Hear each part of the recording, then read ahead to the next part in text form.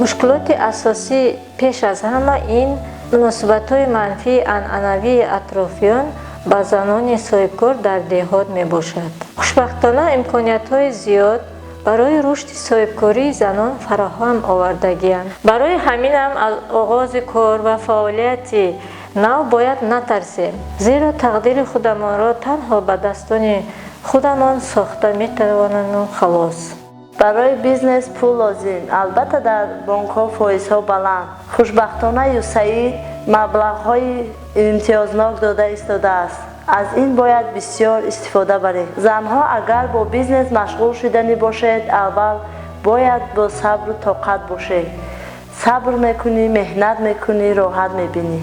ман низ пас аз ошноӣ бо фаъолиятҳои лоиҳаи ЮСАИД оид ба беҳтар намудани рақобатпазирии агробизнес тасмим гирифтам, ки як тиҷорати кишоварзии хурд оид ба коркард ва банду баҳси маҳсулоти кишоварзӣ дар шароити хонаводаро роҳандозӣ намоям ва барои худ ва чанд нафари дигар ҷойи кор ва манбаи даромадро пайдо созам.